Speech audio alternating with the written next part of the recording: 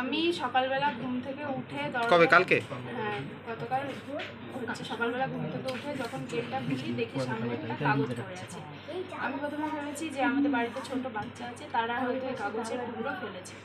আমি ওর জন্য পুরো ঝাড়ু মেরে ফেলে দেওয়ার পর যখন ওগুলো ফেলতে যাই তখন কিছুটা ভাঁজ থেকে লেখা দেখতে পেয়ে আমি পুরো কাগজটা তাদের লেখা ছিল পাকিস্তানের জয়, বাংলাদেশের জয়, ত্রিপুরাতে আছে বাংলাদেশি আটকাচ্ছে, বাড়িতে বউ একা আছে।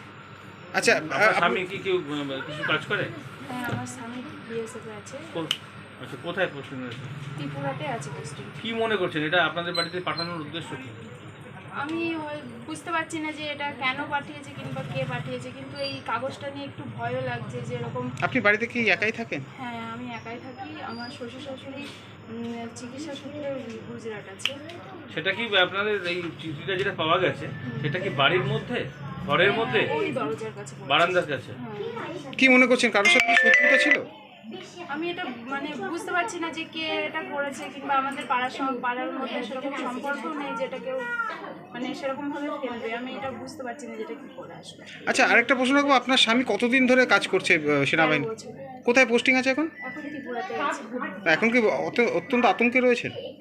অত্যন্ত আতঙ্কে বলতে ত্রিপুরা বর্ডারেই আছে। এবার না, আপনি কি আতঙ্কে রয়েছেন এই চিঠি পড়ার পর? হ্যাঁ, এটা তো একটা স্বাভাবিক ব্যাপার। আমাদের হাজব্যান্ড সেনায় কাজ করে, এবার আমরা সেখানে আমরা বাড়িতে আছি একটা ফৌজের। আমরা সেক্ষেত্রে পুলিশ প্রশাসনকে জানিয়েছেন? হ্যাঁ, আমরা জানিয়েছি। এসেছিলেন ওনারা? কালকে পুলিশ এসেছিল, আমাদের সাহায্য করেছে, বলেছে কোনো অসুবিধা হলে ফোন করে জানাতে। আপনাদের আশ্বস্ত করেছে যেরকম? হ্যাঁ হ্যাঁ, পুলিশ আমাদের আশ্বস্ত করেছে। কি নাম আপনার? সুপর্ণা নাম। এই জায়গাটার নাম? এটা ঘোড়ালিয়া তাঁতিপাড়া। আপনার স্বামীর নাম?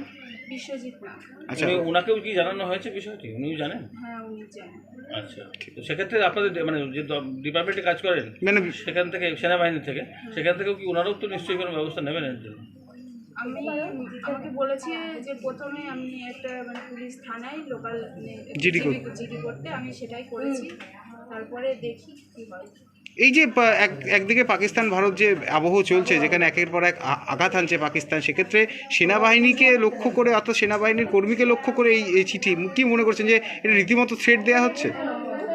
এটা আমি বুঝতেই পারছি না যে এটা কিসের জন্য হঠাৎ করে এরকম ফেলেছে। এবার এটা সম্বন্ধে অতটা আশেপাশে কোনো সিসি ক্যামেরা আছে যেখানে দেখা যাবে যে কখন ঢুকেছিল বা কি? আমাদের এই গলির মধ্যে কারো সিসি ক্যামেরা নেই। কি আন্দাজ করছেন রাতের দিকে কি ফেলতে পারে এটা? কারণ হ্যাঁ, আমি যখন রাত্রে শুই তখন কিন্তু ওখানে ওটা কিছু পড়েছিল না।